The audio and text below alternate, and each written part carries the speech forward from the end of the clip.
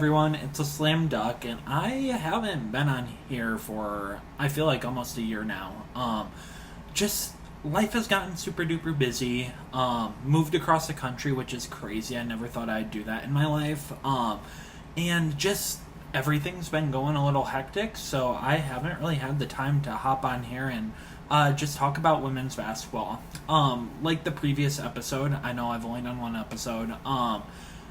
It wasn't very structured, and I kind of want to, like a conversation between me and you, so if you want to sound off in the comments below about some of my opinions, go for it. So I just want to talk about Oregon women's basketball because I feel like we're in kind of a weird spot right now where we just got off of a very successful season, made the second round of the tournament, probably could have made the third round of the tournament, if a few more things would have lined up correctly. And most of that production from that team left. Most of those people left from that team, like Deja Kelly, Peyton Scott, Philly Che. And I feel like we're kind of in like a rebrand or a revival of Oregon women's basketball, which is kind of cool. I just got done watching some highlights from some players that I'm not too familiar with. Some of our transfers that came in, some of our freshmen that came in. And I just want to talk today about 4 players that I feel like could make huge rises within the program this season. And I feel like some of the names might surprise you guys. I'm very high on a lot of these players. I feel like they can take us to where we need to be. Very highly touted recruits, very sought after on the recruiting trail. If you guys hear my cat, he is below me. He's a loud one, so you might hear him meow a few times or scream, so I apologize for that. But I kind of want to just talk about 4 people who I think could be slow and steady risers throughout the season and kind of cement themselves within this program and within the future of this program. So, the first person that I'm going to talk about today would be Sarah Rambis. If you've been following my page for a long time, Sarah Rambis has been one of my favorite players on this team. The reason why is I started watching women's basketball around the time when Brittany Griner was in her sophomore season, and I followed her through her junior season, winning the national championship, and I'm such a big post player fan. If I were to build a team or if I were to be a head coach, I would always be building through the post play because I feel like if you have a solid post player, everything around you just becomes a lot more easy. I feel like Sarah Rambis, she has a really good shot of being one of the greats post players in the Kelly Graves era. She has such a good IQ, and she has such a pro-ready archetype that I feel like hasn't been utilized as much in the past because we have had someone like Philly Che. We've had that dominating size presence, and I feel like Sarah Rambis is going to be such a refreshing presence within the program. Specializes in the midi, has a good under the basket game, can shoot the 3-pointer, which I'm super excited to see her try to do this season. I know she's been she has that in her arsenal, but it hasn't been utilized as much, and I think she will have that opportunity hopefully this year to do that. She's just super WNBA ready. If you look at players like A'ja Wilson, if you look at players like Breanna Stewart, if you look at players like Alyssa Thomas, they're mobile, not traditional centers or bigs, and I feel like Sarah Rambis has the potential to be filling that archetype within the WNBA. I'm very high on her if she takes that step forward, if she takes that leap forward this year to potentially be a WNBA prospect going into her senior year, which is super exciting. Looking at her stats from last year, I feel like she could have been utilized a little bit more. I don't know. I liked our play last year, but it sometimes felt a little stagnant in ways, and I feel like the coaching staff would agree. Players would agree as well. I think that if she... gonna just pull up her stats quick from last year, from 24-25. So it looks like she... didn't attempt a 3 at all, which is surprising because I've been told that she has such a good 3-point ability.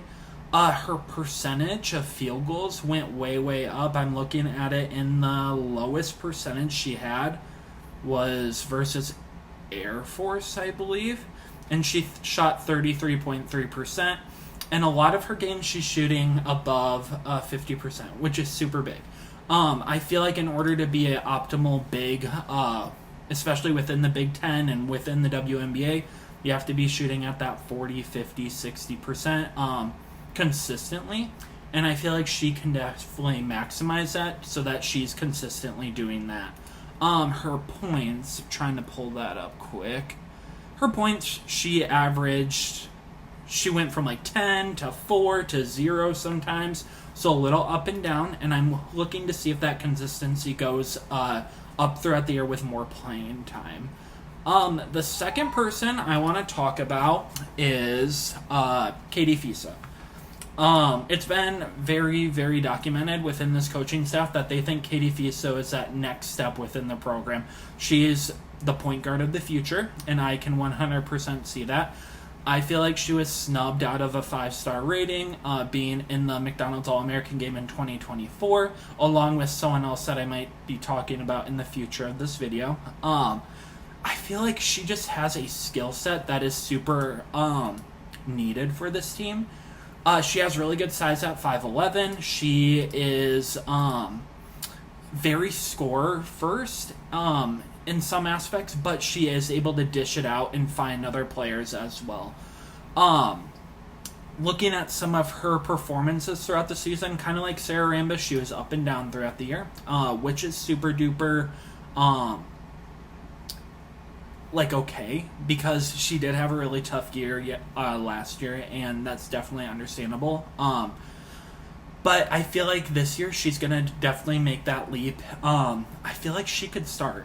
And I know that might be an unpopular opinion because we did bring in like Tuhina to maybe potentially start. But I think Katie Fisa could be a good starting piece by mid to end of year.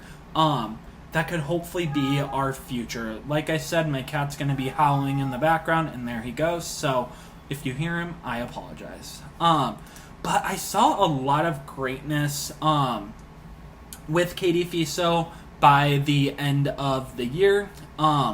So she had a game at Michigan, scored 11 points. She had a game versus Vanderbilt, which was huge. She kind of propelled us forward when we weren't getting a lot of scoring early on in that game. She had 8 pretty easy points, and she was able to slice and dice towards the basket. She was able to pull up and make some good jump shots. I feel like we just saw a lot of greatness in the second half of the season compared to the first half, which is totally understandable. And I feel like she can make those strides to become that point guard of the future. I'm super duper intrigued to see how that two-way game with Sarah Rambis would be with Katie. Even with like Mia Jacobs. Mia likes to shoot the three-pointer. Sarah can hopefully develop into a three-point shooter as well. And I feel like that's going to be super duper unguardable. I know I keep saying super duper over and over and over again. But I feel like that's going to be very unguardable.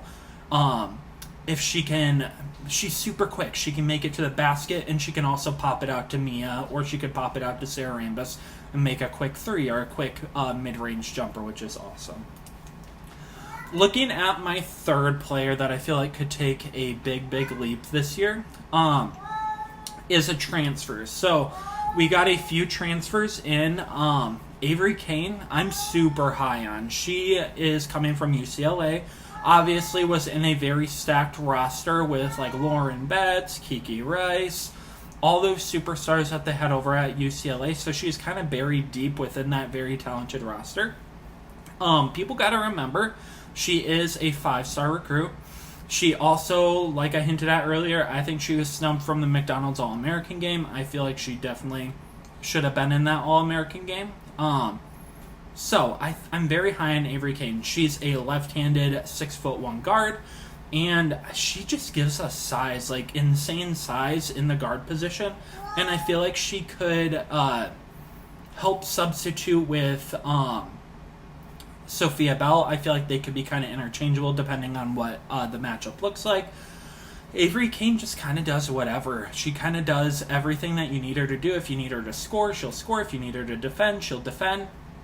And I feel like she was such a valuable pickup. I know a lot of people saw those UCLA stats and they were like, why the heck did Oregon go for her? She doesn't produce. But if you see the potential, if you've watched her game clips in the past, I feel like that could be brought to Oregon really easily. And I feel like she's like the perfect type of guard that fits in this Kelly Graves system. I don't have much about Avery Kane. I just have a really good feeling about her. I think she kind of gives me that.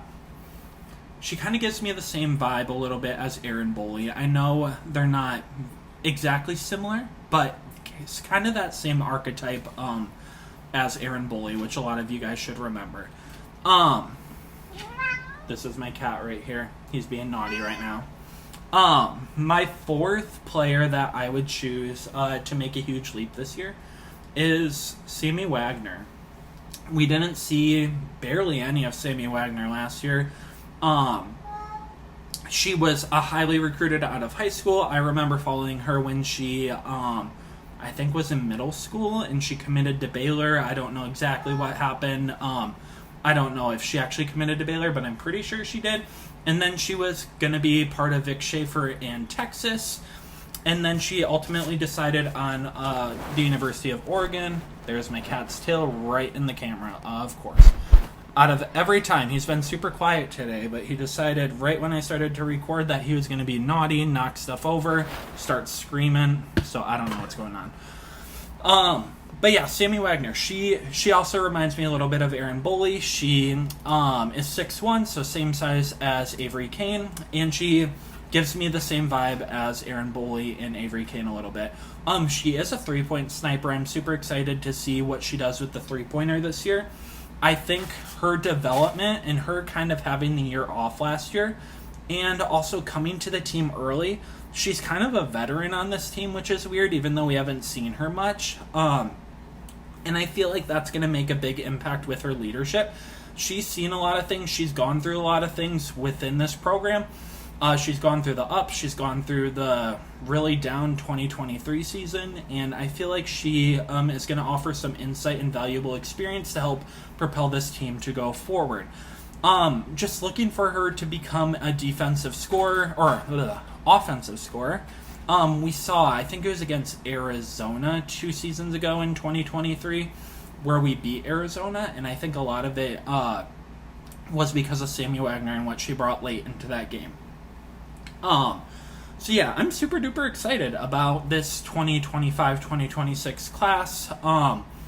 We're very close. It's August 15th when I'm recording this right now. We're very close to the new basketball season. It's coming up very, very quickly. Football's right around the corner. Soccer started yesterday, which was awesome to see. I think it's going to be a really special year for the Ducks. Do I think we're going to make it as far as we did last year? I think we can. We just got to have a lot of people step up. I feel like we have a lot of young pieces and a lot of pieces that have been in the system for a while. And I think that those pieces like Sarah Rambis, Katie Fiso, I'm very high on Janiyah Williams coming in. I think that they can take us to where we were last year and hopefully make us to that, or bring us to that second weekend. But I feel like this is a very foundational step in the right direction for this program, bringing in transfers that we absolutely need. And I'm very, very excited about the acquisition of Mia Jacobs. The Big Ten doesn't traditionally have a lot of like 6'5", 6'6", 6'7" centers. If you look at like Nebraska, if you look at Iowa, if you look at, I'm trying to think of other teams, like Indiana in the past, Ohio State in the past, it's been like 6'1", 6'2", 6'3" centers. And I feel like the acquisition of her is huge for us. And I'm very excited to see what she can bring to the Oregon Ducks this season. I wish we had Mia Jacobs for longer, but we just have her for the one season. But I think it's going to be a pretty special season for us. That's all for today. I know it's a shorter video, but I wanted to bring it back. And the only way I can bring it back is by doing something, getting myself out there and actually doing it. So I just wanted to hop on, talk a little bit about women's basketball with you. Feel free to give me suggestions, sound off in the comments about what you'd like to see in the future. Um, I'm very, very happy and I'm very, very excited to start talking to you guys more and spreading the message of Oregon women's basketball, because I feel like our message needs to be spread a little bit more. All right, see ya. Bye-bye.